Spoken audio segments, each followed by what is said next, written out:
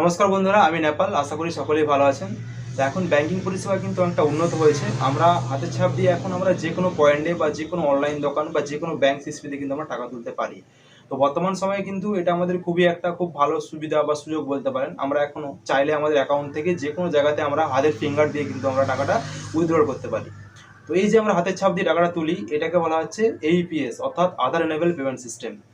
তো বর্তমান সময়ে ব্যাংকের বিভিন্ন জালিয়াতি এবং ফ্রড হওয়ার জন্য কিন্তু এই এইপিএস সিস্টেমটা কিন্তু প্রত্যেকটা অ্যাকাউন্টে কিন্তু বন্ধ হয়ে গেছে।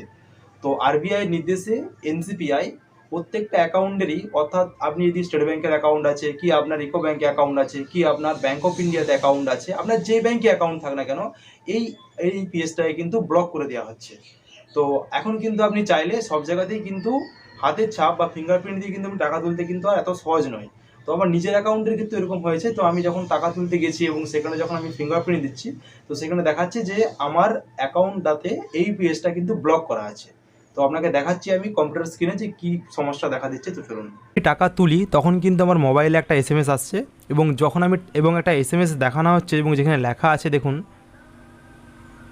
যে এইপিএস ডেবিট ট্রানজ্যাকশন আর disable by the customer bank. অর্থাৎ আমরা এইপিএসে যখন ডেবিট ট্রানজ্যাকশন, অর্থাৎ আমরা এইপিএসে যখন টাকা তুলতে যাচ্ছি তখন কি বলা হচ্ছে না, আর disable by the bank customer bank, অর্থাৎ কাস্টমারের ব্যাঙ্ক থেকে কিন্তু আমার ডিসেবল করা হয়েছে। অর্থাৎ আপনাদেরকে আমি যেটা বললাম যে এনসিপিআই থেকে কিন্তু এরকম প্রত্যেকটি ব্যাংকের অ্যাকাউন্টেরই কিন্তু আগে এইপিএসটা এনেবেল থাকতো, কিন্তু এখন বর্তমানে কি হয়েছে, এটাকে ডিসেবল করে দেওয়া হয়েছে।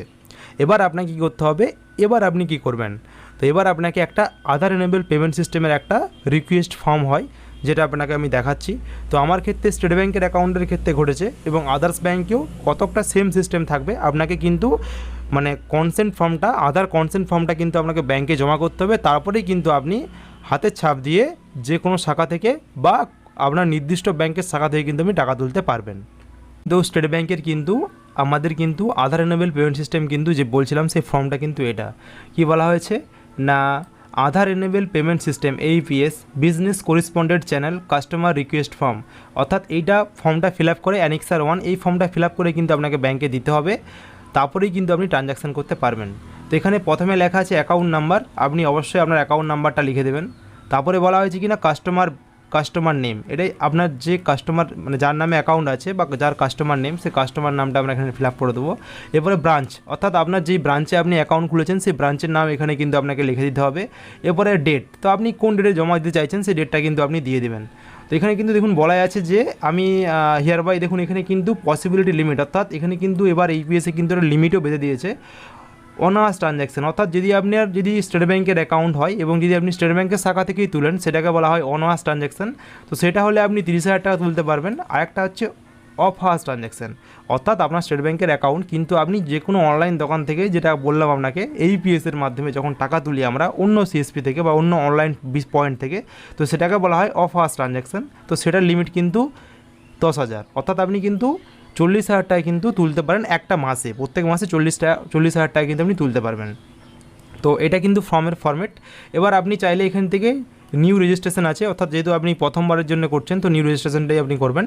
তো এরপরে দুটো অপশান এখানে আছে দেখুন, একটা আছে অনার্স ট্রানজ্যাকশন, অর্থাৎ যদি আপনি চান যে আপনি অন্য কোনো শাখা থেকে আর তুলবেন না, তো সেক্ষেত্রে এটা অনার্স ক্লিক করবেন এবং এখানে পার ডে লিমিট কত টাকা আপনি চাইছেন যে আপনি হাতের ছাপ দিয়ে তুলবেন, 30,000, ম্যাক্সিমাম 10,000, 20,000, 30,000। তো আপনার যেটা পছন্দ মতো সেই লিমিটটা আপনি এখানে লিখে দিতে পারেন। তো যদি আপনার 30,000 হয় তো আপনি এখানে 30,000 লিখে দেবেন। যদি আপনার মনে হয় যে আমি 20,000 রাখবো, তো আপনি 20,000ও কিন্তু এখানে রেখে দিতে পারেন। আর যদি আপনার মনে হয় যে আমি স্টেট ব্যাংকের শাখা বা আমি অন্য অনলাইন যে কোনো শাখা থেকে বা যে কোনো জায়গা থেকে তুলতে যাই, তো সেক্ষেত্রে আপনাকে এই বোথ অপশানটা কিন্তু সিলেক্ট করতে হবে, যেখানে লেখা আছে বোথ অন আওয়ার্স আর অফ আওয়ার্স ট্রানজ্যাকশন। তো এটাকে আপনাকে এখানে ইয়েস দিতে হবে এবং লিখে দিতে হবে যে আপনি ব্যাংকের নিজস্ব শাখা থেকে কত টাকা তুলতে চাইছেন এবং অফ আওয়ার্স অর্থাৎ অন্য শাখা থেকে কত টাকা তুলতে চাইছেন। তো সেক্ষেত্রে আপনি কিন্তু এখানে 30,000 আর এখানে 10,000 কিন্তু লিখে দেওয়াটাই ভালো এবং আপনি আপনার পছন্দ মতো কিন্তু এটা আপনি বসাতে পারেন। এবং এছাড়াও যদি আপনার মনে হয় যে না আমি এইপি সিস্টেমটাকে ইউজই করব না, যেহেতু এখন অনলাইন জালিয়াতি বা ফ্রড চলছে, তো সেক্ষেত্রে আপনি এটা ডি মডিফিকেশনও করতে পারেন, অর্থাৎ পরবর্তীকালে আপনি চেঞ্জও করতে পারেন, এবং ডি রেজিস্টার অর্থাৎ যেটা আপনাকে বললাম, যদি আপনার মনে হয় কোনো অংশে যে আমার এইপি সিস্টেম হাতের ছাপ থাকলে আমার টাকা একটা জালিয়াতি হওয়ার সম্ভাবনা থাকে, তো সেক্ষেত্রে আপনি ডি রেজিস্টারও করতে পারেন। এরপরে দেখুন বলাই হয়েছে কি না, দেখুন এটা কিন্তু এনসিপিআই বা আরবিআই এর কিন্তু গাইডলাইন, এটা কিন্তু আপনাকে যেটা আমি বললাম। এরপরে এখানে আপনাকে সই করতে হবে signature of the customer holder, আর যে ব্রাঞ্চে আপনি জমা করছেন সেই ব্রাঞ্চ ম্যানেজারে কিন্তু এখানে সাইন করে ফর্মটা আপনাকে কিন্তু জমা করতে হবে।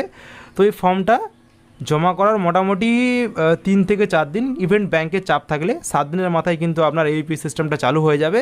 এভাবেই কিন্তু আপনার বর্তমানে কিন্তু আপনাকে হাতের ছাপ দিয়ে টাকা তুলতে গেলে কিন্তু এই আধার কনসেপ্ট ফর্মটা কিন্তু আপনাকে জমা দিতে হবে। এবং এটা আস্তে আস্তে যেহেতু স্টেট ব্যাংক আরবিআইয়ের সবথেকে কাছের ব্যাংক, তো এটা চালু করেছে, এবং আস্তে আস্তে প্রত্যেকটা ব্যাংকেই কিন্তু এভাবেই কিন্তু এই সিস্টেমটা ডিসেবল করছে।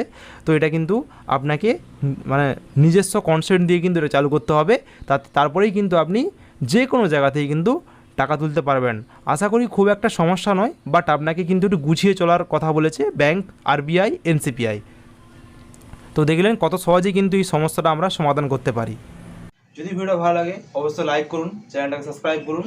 দেখা হচ্ছে পরবর্তী ভিডিওতে। রাধে রাধে।